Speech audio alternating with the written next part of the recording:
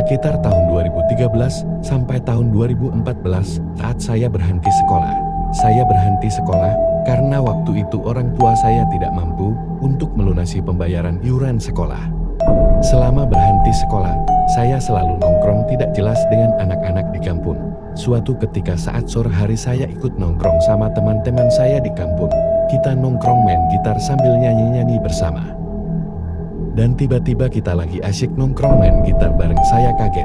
Karena lihat sebagian teman-teman saya pada lari. Ada yang sembunyi, dan ada yang masih duduk-duduk di situ gak kemana-mana. Dan termasuk saya saat itu, gitar pun disembunyikan sama salah satu teman saya.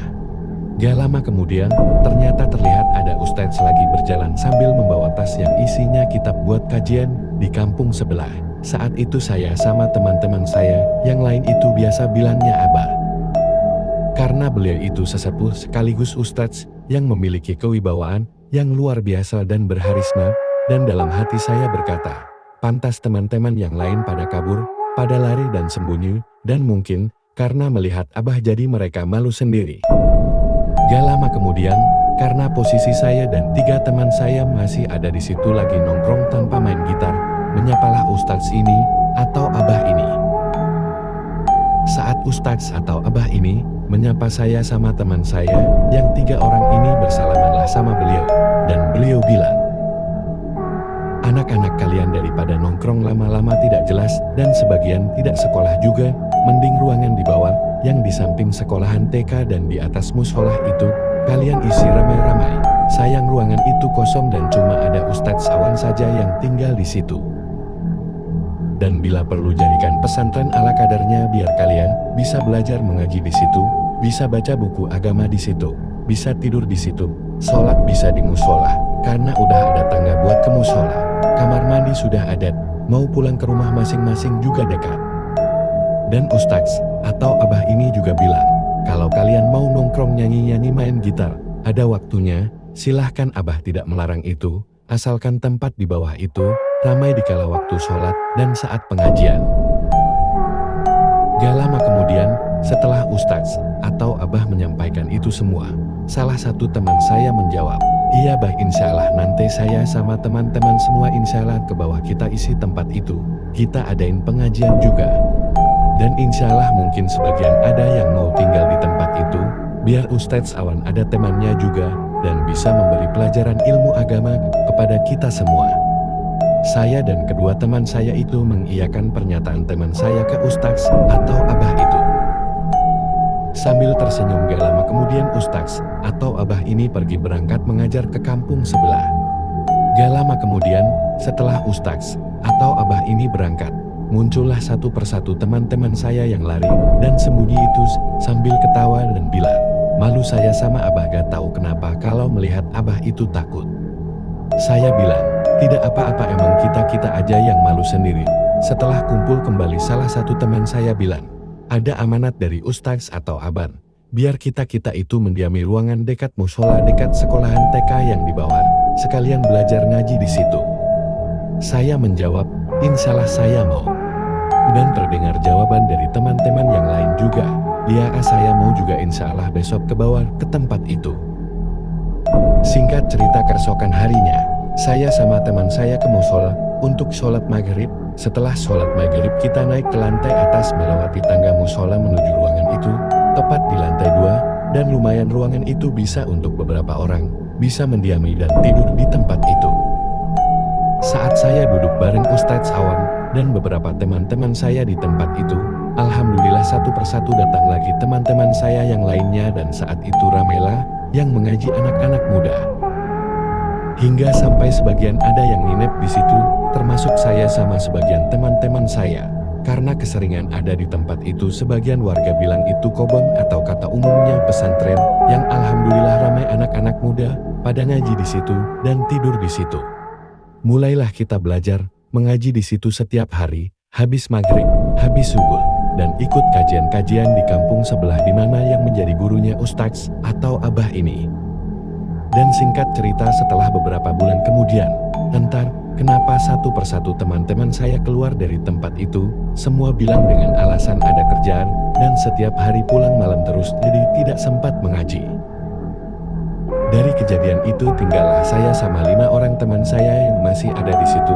Saya dan teman saya yang 5 orang ini tidur di situ. Seperti biasa siang hari kita masing-masing punya kesibukan. Dan sore hari sampai pagi hari kita ada di tempat itu. Dan suatu ketika saat itu, malam Jumat, saat saya sama teman saya tidur di pesantren kecil itu, nah setiap hari kan kita harus bangun sebelum subuh, atau pas azan awal kira 2 jam 4 lah yang kita sudah harus bangun. Alhamdulillah saya jam 4 sebelum subuh bangun di hari itu, di hari Jumat. Saya bangun, dan saya bangunin juga teman saya. Sambil saya ambil sarung baju koko sama peci, dan lanjut turun ke bawah melewati tangga arah mau ke mushola. Sesampainya di mushola saya simpan sarung baju koko sama peci, lanjut jalan ke tempat wudhu, dan gak tahu kenapa biasanya kan langsung ngambil air wudhu, tapi waktu subuh itu, malah saya buka kunci pintu mushola. Dan buka pintu mushola biar nantinya, kalau ada jamaah dari luar tidak ketuk pintu dulu, saat mau masuk ke mushola. Gak lama kemudian, saya buka kunci pintu, dan pintu itu saya buka. Begitu dibuka saya kaget banget. Saking kagetnya badan saya gak bisa gerak, hanya terdiam dan tidak teriak, karena kalau saya teriak takutnya dibilang kenapa, karena posisinya itu menjelang azan subuh. Pas saya buka pintu mushola, tepat banget di hadapan saya ada sosok makhluk yaitu tuyul, persis seperti manusia pada umumnya, terlihat sangat nampak dan padat dari ujung kepala sampai ujung kaki. Dengan matanya yang tajam sambil melotot melihat saya di hadapan dia, bulatan matanya hitam, telinga bagian atas sedikit runcing, mulutnya saat itu tertutup, tubuhnya kecil, ujung jari sedikit tajam, ujung jari kaki juga sedikit tajam. Dia tidak memakai baju, dan dia hanya memakai celana dalam warna hitam yang persis seperti celana anak-anak di sebuah pedalaman, dan anehnya lagi permukaan bawah telapak kakinya tidak menyentuh tanah, sekitar ada jarak 3-5 cm dari telapak kaki. Saat saya melihat dia tepat di hadapan saya, dan saya tidak bisa bergerak, hanya bisa melirik ke sebelah kiri. Saat saya melirik ke sebelah kiri dan tak lama dia pun lari ke sebelah kanan di luar musola, terhentak saya bisa bergerak dan pas saya kejar sosok tuyul itu.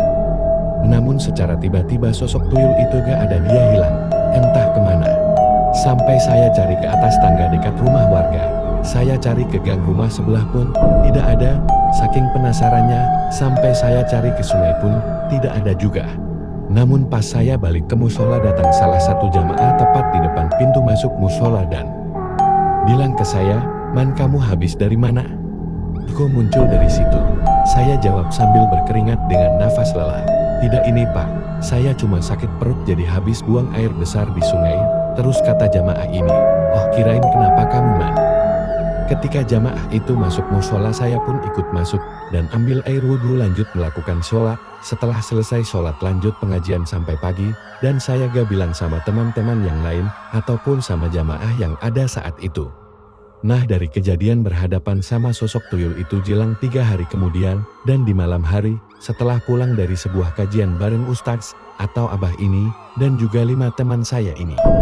Ustadz atau Abah ini pulang ke rumahnya, teman saya yang 1 orang pulang juga.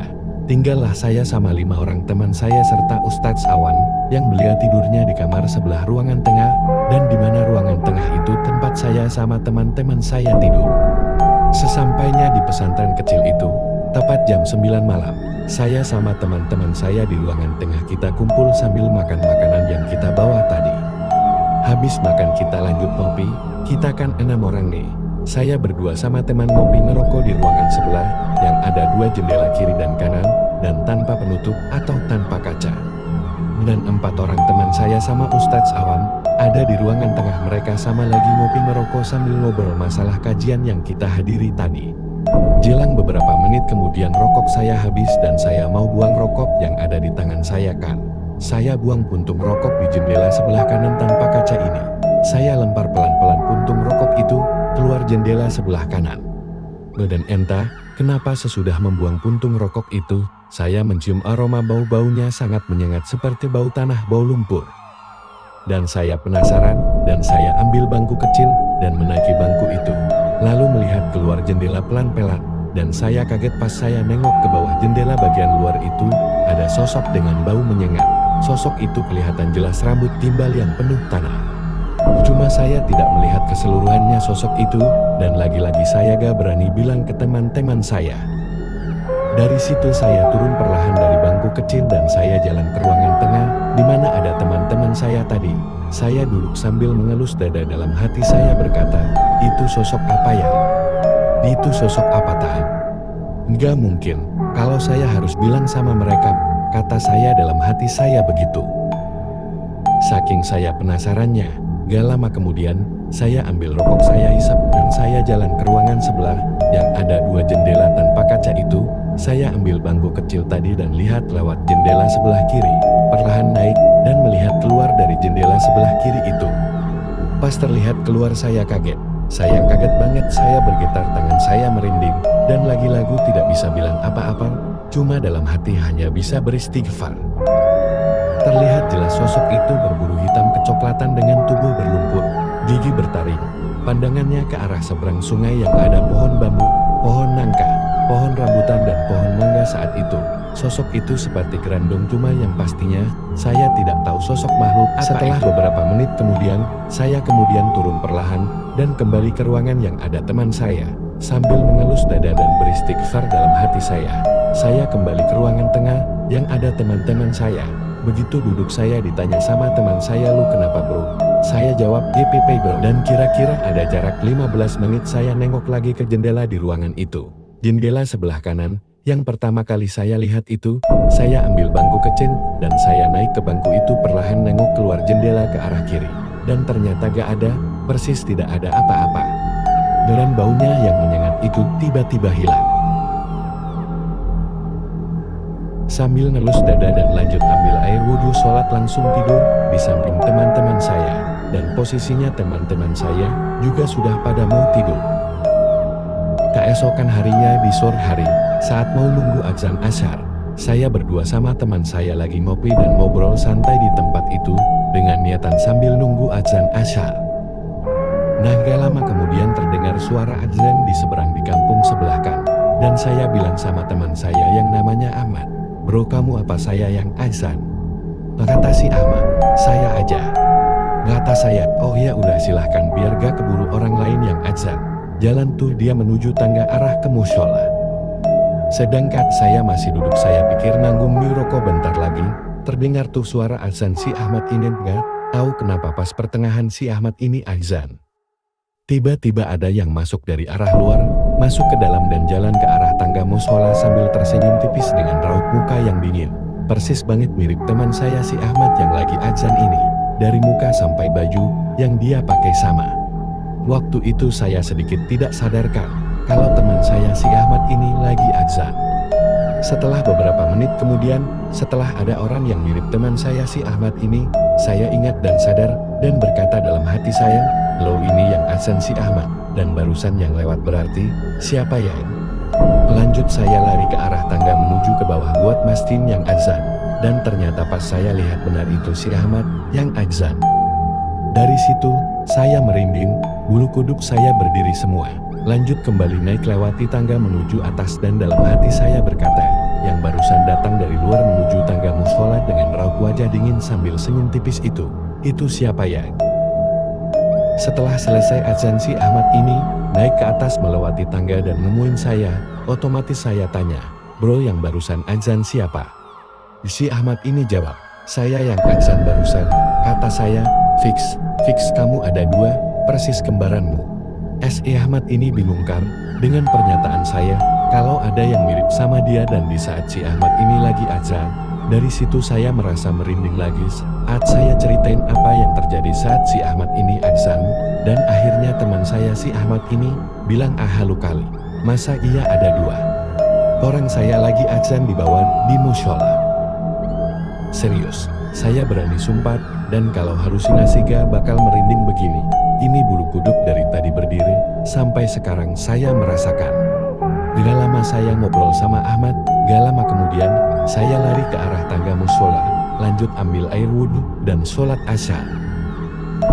Singkat cerita keesokan harinya di malam hari tepat jam 12 malam, saya kebangun dan lihat kiri kanan teman saya lagi tidur juga, cuma saya mendengar ada suara orang mandi di kamar mandi sebelah ruangan tempat tidur saya. dalam hati saya siapa ini, ada yang mandi tengah malam gini. Gak lama saya kembali tidur dan menghiraukan suara itu. 2 hari kemudian habis pulang kajian jam 9 malam saya sama 4 orang teman saya sama Ustadz Awan juga. Seperti biasa kita sampai tempat itu yang dibilang sebagian warga pesantren kecil. Begitu sampai kita makan, beberapa menit kemudian ada suara ketuk pintu sekali. Pas dibuka sama teman saya tidak ada orang satupun. Di luar sana, teman saya kembali duduk dan melanjutkan kan. Tidak lama ada lagi suara ketuk pintu sama 1 kali. Dibuka lagilah pintu itu. Pas dibuka tidak ada orang satupun. Kembali lagilah teman saya melanjutkan makannya. Ketika teman saya duduk ada lagi yang ketuk pintu dari luar. Dibuka lagilah pintu itu. Cuma kali ketiga dibuka sama Ustadz Awan. Dan pas dibuka seperti ketukan pertama dan kedua pas dibuka tidak ada orang satupun di luar sana. Saking keselnya Ustadz Awan bilang, "Jangan mengganggu, kalau tidak mau diganggu. Jangan buat saya marah ya." Tidak lama pintu itu dibuka dan tidak ditutup. Karena posisi kita semua lagi makan. Habis makan barulah pintu itu ditutup dan dikunci. Jelang setengah jam kemudian selesai makan dan ngopi saya sama yang lain berbaring sambil baca hafalan sedikit. Cuma saya dengar suara di gedung sekolah TK tepatnya di samping ruangan yang dimana saya sama teman-teman saya tidur. Itu terdengar suara menjadi geser-geser dan suara main gundu di sekolah TK tersebut. Dari situ saya merinding dan saya tarik selimut. Saya tanya teman yang di sebelah kanan saya malah dia sudah tidur dengan muka tertutup buku. Dan saya tanya teman saya di samping kiri dia tidak mendengar suara apa yang saya dengar itu. Dan gak lama saya tarik selimut dan saya paksa biar tidur. Keesokan harinya habis sholat asar kira-kira setengah jam 4 sore. Saya sama yang lain pada kumpul semua di tengah ruangan di pesantren itu. Kita buat kopi dan sambil ngobrol dan gak lama kemudian Ustadz Awan juga datang. Ustadz Awan ini habis pulang kampung. Kita ngobrol di ruangan tengah. Ada saya, Ahmad, Budi Nadi, Iwan, Rizky sama Ustadz Awan. Dari situ barulah saya ceritain semua apa yang saya alami semenjak berada di tempat itu. Setelah tempat itu dibilang sebuah pesantren kecil sama sebagian warga. Nah dari beberapa orang teman saya ini, ada yang cerita juga kalau dia dengar orang mandi tengah malam di kamar mandi atas dengar suara-suara anak kecil di luar. Dan ada yang mengakui kalau dia juga merasakan hal-hal aneh. Ada juga yang bilang mencium bau aneh suara-suara aneh, tapi bukan di atas melainkan di bawah di belakang tangga menuju musola. Di situ di dekat pasaran atau kerangka jenazah tempat pemandian mayit. Dari situ semua muncul apa saja yang dialami dari saya sendiri sama teman-teman saya yang lain. Ditambah sama pernyataan Ustadz Awan juga, kata dia benar. Apa yang kalian rasakan, apa yang kalian lihat itu benar semua. Karena apa? Karena seorang Ustadz Awan ini penghuni atau menjadi orang yang pertama kali yang tinggal di tempat itu. Dan Ustadz Awan juga paham tentang hal-hal seperti itu. Nah dari kejadian itu, saya jarang tidur di tempat itu. Dan juga karena masing-masing teman saya punya kesibukan juga setiap harinya. Seiring berjalannya waktu Ustadz atau guru kami meninggal dan hanya meminta meneruskan pengajian anak-anak muda di majelis Al-Fatihah buat beliau ya. Sekian dan terima kasih itu cerita pengalaman nyata dari saya dan tunggu kelanjutannya.